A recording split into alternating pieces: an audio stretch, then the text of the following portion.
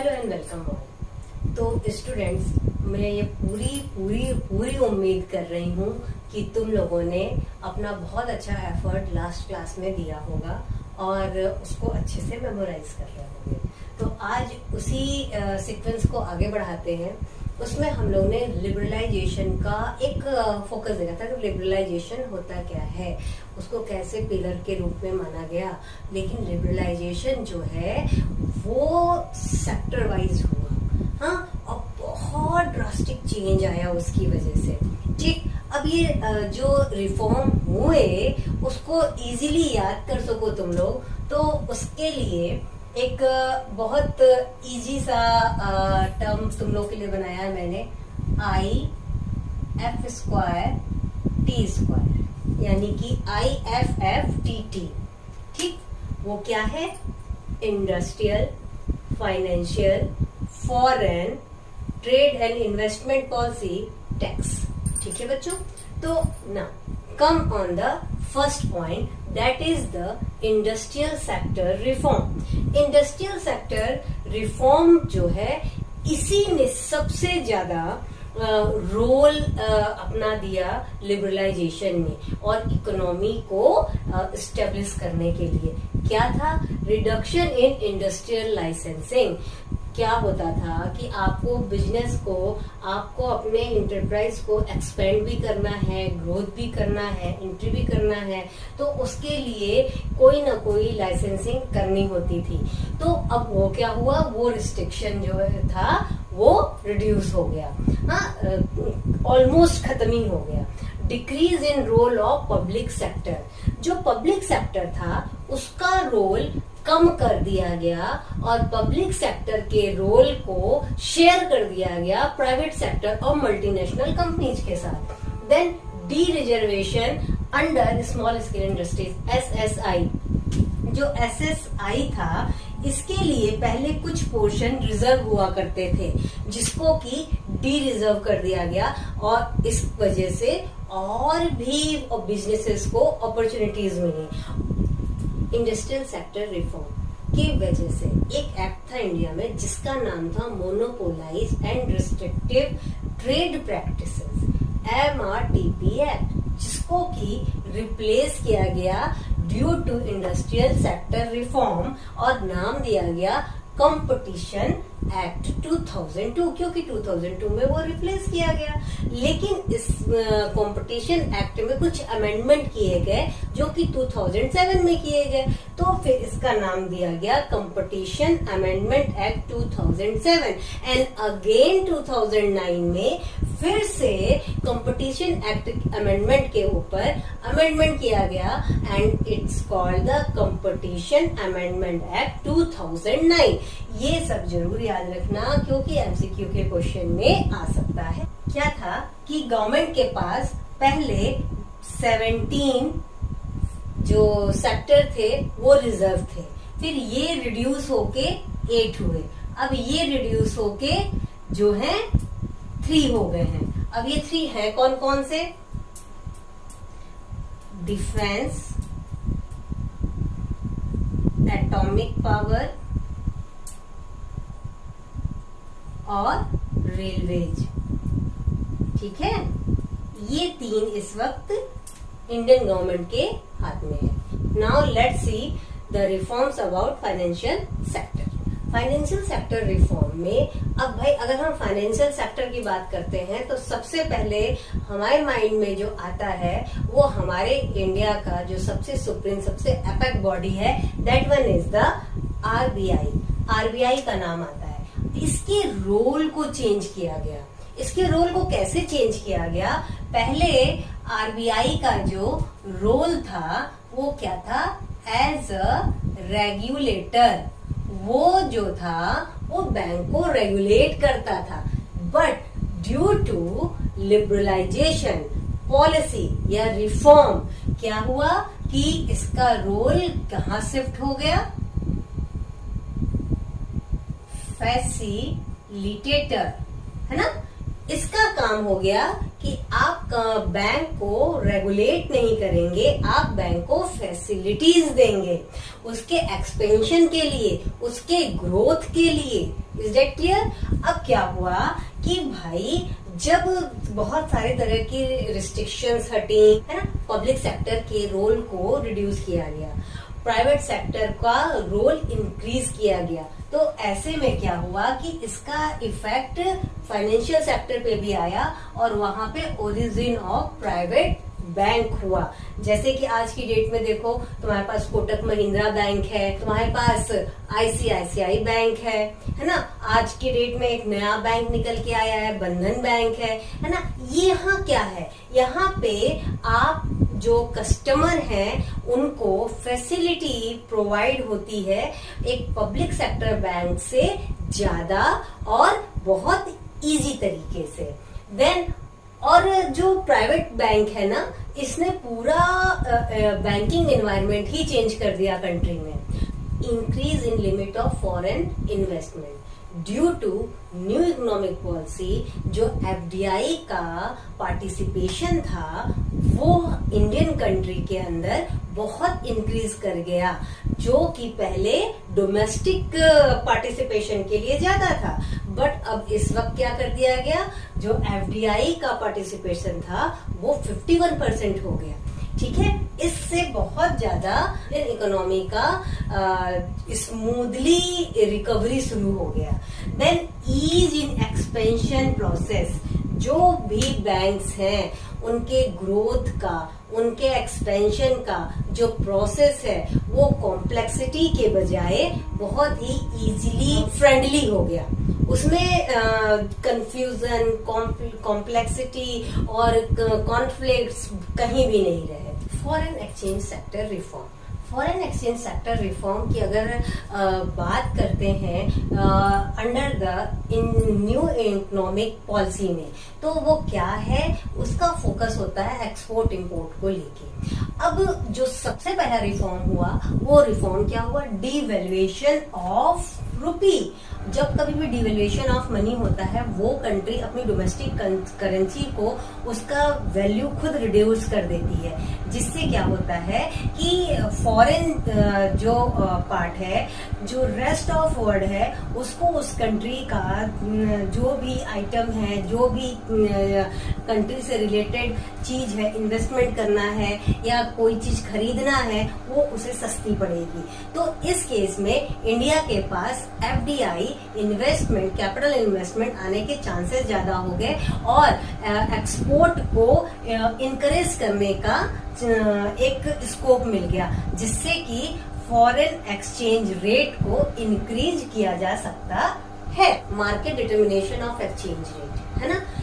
पहले क्या होता था, एक्सचेंज रेट पे गवर्नमेंट का इंटरफेरेंस होता था, लेकिन अब एक्सचेंज रेट को डिटरमाइन करने के लिए क्या हुआ कि मार्केट फोर्सेस को यूज किया गया। मार्केट फोर्सेस यानी कि डिमांड एंड सप्लाई, और इन दोनों का जो ये पॉइंट मिला, that is the equilibrium point. और यही इक्विलिब्रियम पॉइंट जो है, जो प्राइस डिटरमाइन कर रहा है, वो प्राइस जो है एक्सचेंज रेट होगा। ठीक।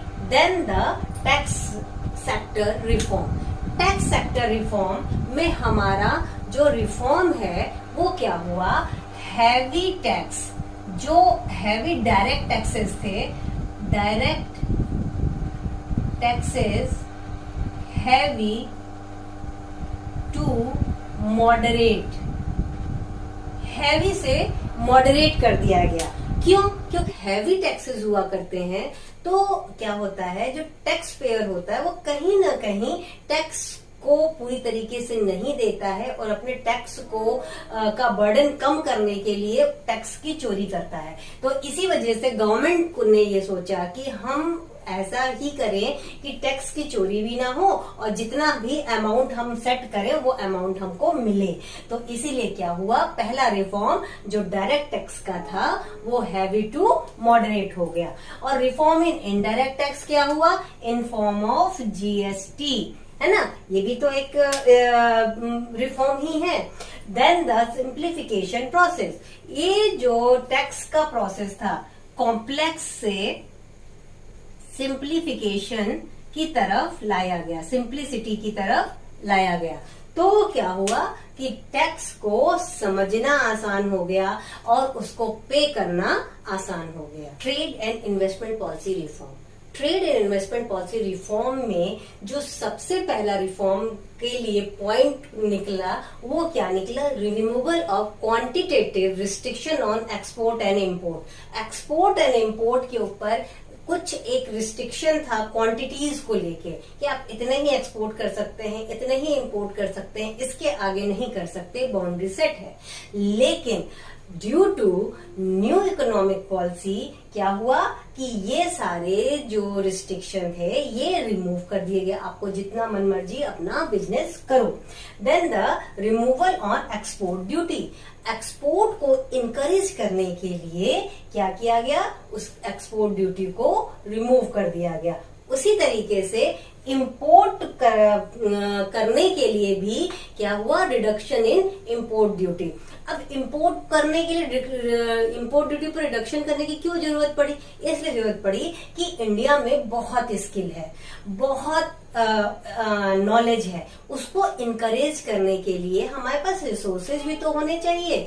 तो वो रिसोर्सेज कैसे आएंगे? वो नई टेक्नोलॉजी, कैपिटल कैसे आएंगे? इंपोर्ट ड्यूटी को रिड्यूस करके। ठीक, रिलैक्सेशन इन इंपोर्ट लाइसेंसिंग सिस्टम।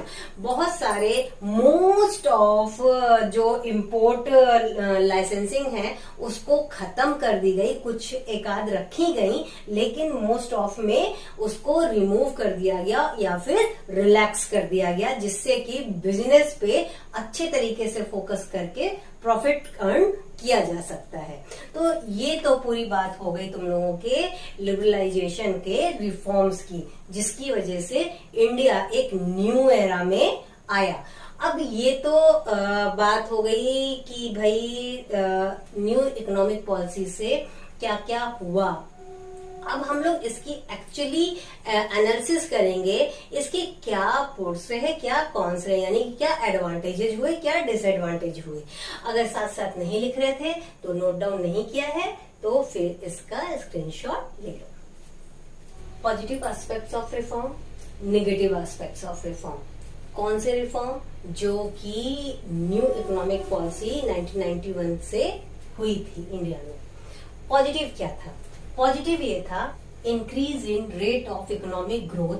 1990-91 में जीडीपी 5.6% था, जो कि इंक्रीज होके 2017-18 में 6.7% हो गया, 2018-19 में 7.2% हो गया। हाँ, लेकिन एग्रो सेक्टर जो है वो 2013-14 में तो बहुत अच्छा हाई रिस्पॉन्स था।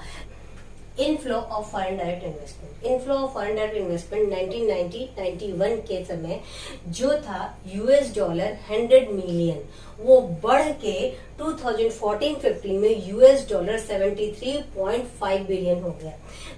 Role in foreign exchange rate, FER foreign exchange rate, जो कि 1990-91 के समय $6 बिलियन था, बढ़कर 2014-15 में इंक्रीज हो गया।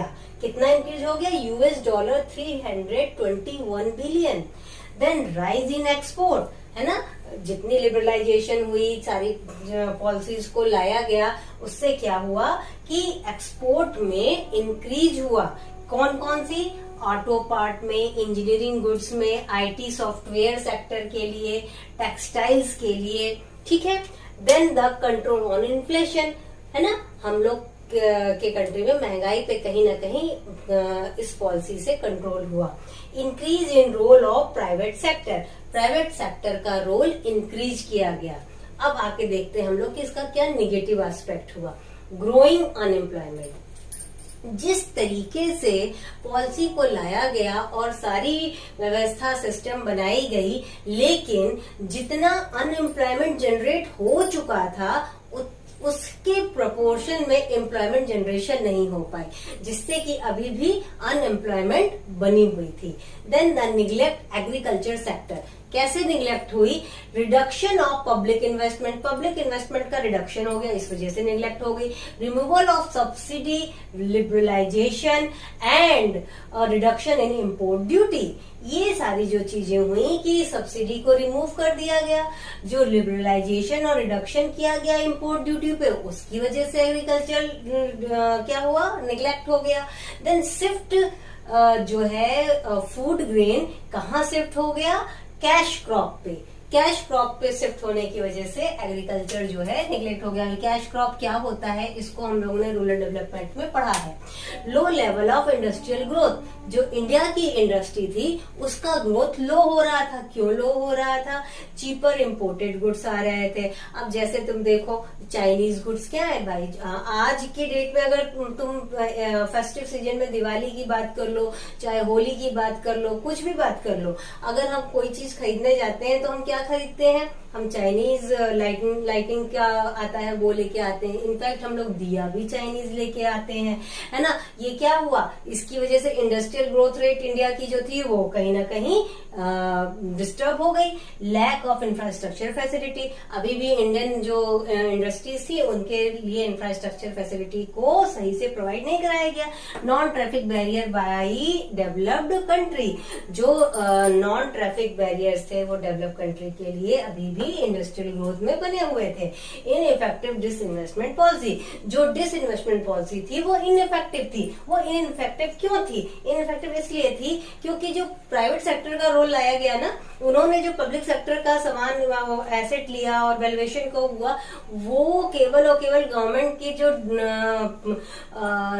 लॉस थे वो पूरे हुए। हाँ, लेकिन प्राइवेट सेक्टर को उसमें कहीं ना कहीं बहुत ज्यादा कॉम्प्रोमाइज करना पड़ा। हाँ, इनइफेक्टिव टैक्स पॉलिसी, जो टैक्स पॉलिसी थी वो कहीं ना कहीं इनइफेक्टिव थी। कैसे? Tariff reduction, decrease the scope of rising revenue, है ना। राइजिंग रेवेन्यू जो है वो क्या हुई? रेवेन्यू बढ़ती थी जो, वो कहीं ना कहीं रिड्यूस होने लगी, डिक्रीज होने लगी। क्यों? क्योंकि कस्टम ड्यूटी वगैरह पे टैरिफ कम कर दिया गया।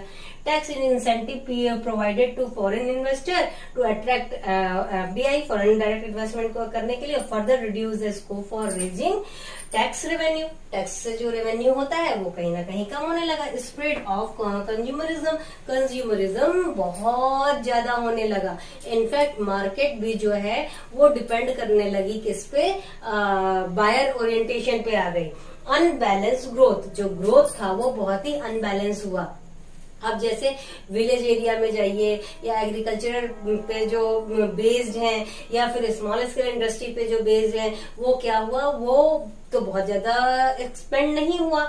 और टेलीकम्युनिकेशन, आईटी, ये सारी चीजें बहुत ज्यादा एक्सपेंड किए। तो यहाँ पे क्या हुआ? एक डिफरेंस बहुत ज्यादा निकल के आया। अगर साथ साथ नहीं लिख रहे थे बच्चों, not take a screenshot. Demonetisation, demonetisation अभी तुम लोगों ने रिसेंटली देखा सुना होगा। 8 नवंबर 2016 में हमारे कंट्री में हुआ। और ये हुआ क्यों? Implication for Indian economy. कौन कौन से नोट का हुआ? ₹500 और ₹1000। Demonetization is the act of removing a currency unit of its status a legal tender। उसके लीगल टेंडर, यानी कि आप उससे अब कुछ खरीद नहीं सकते, वो मात्र आपके लिए कागज का पीस हो गया। और ये जो डिमोनेटाइजेशन होता है उसको समझा और देखा कैसे जाता है? As a tax administration measure, ठीक। और दीज नोट्स अकाउंट, माना ऐसा गया कि ये जो नोट थे 500, 1000 के, almost 86% of cash supply for country थे। Then the impact of demonetization क्या हुआ? पहला, मनी रेट या इंटरेस्ट रेट 3 तरीके से हुआ। क्या? Decline in cash transaction, bank deposit increase हो गए, increase in financial saving, private wealth decrease हो गया, पब्लिक सेक्टर वेल्थ कोई इफेक्ट नहीं आया, डिजिटलाइजेशन बहुत चेंज आ गया उसके बाद पेमेंट मोड का, है ना। पेटीएम आ गया आपका, डेबिट कार्ड से आप करने लगे, है ना। और पे कैश आ गया, गूगल से आप पे करने लगे, अमेजोन से पे करने लगे, है ना। बहुत सारे तरीके हो गए डिजिटल वे ऑफ पेमेंट का। हाँ, रियल एस्टेट प्राइस डिक्लाइन कर गई। Tax collection, yes, tax collection ज्यादा हुआ रादर देन प्रीवियस ईयर्स के। क्यों? क्योंकि इसमें जो वेल्थ है वो डिस्क्लोजर हुआ। एंड सर्विस टैक्स की बात करें, जीएसटी की, ये एक कम्प्रहेंसिव टैक्स है। ये 29 मार्च 2017 में, जीएसटी को 29 मार्च 2017 में पार्लियामेंट में एक्सेप्ट कर लिया गया और इसको विद इफेक्ट ऑन वर्किंग में कब लाया गया? 1 जुलाई 2017 में। इस टैक्स का मोटिव था one nation one tax. GST replace किया 17 टैक्सेस को। जीएसटी क्या है? GST is charged each stage of value addition and the supplier of offsets the levy on input in the previous stage of value chain through tax credit mechanism. ठीक है ना, ये tax credit mechanism की तरह इसका एक value chain बना। GST 3 तरीके से हो सकता है। Central goods and service tax क्या होता है? ये intra state supply of goods and services होता है बाय सेंटर। और SGST state goods and service tax, intra state supply of goods and service by state as well as union territory with legislature. तो अब बात करते हैं IGST, inter state supply of goods and services and collected by centre. और इसको कहें तो IGST is the summation of CGST and the SGST. तो बच्चों, मैं ये उम्मीद करती हूँ तुम लोगों को समझ में आ गया होगा। और इसी के साथ ये चैप्टर यहाँ पे फिनिश होता है। All the best, take care, like share subscribe करना नहीं भूलना।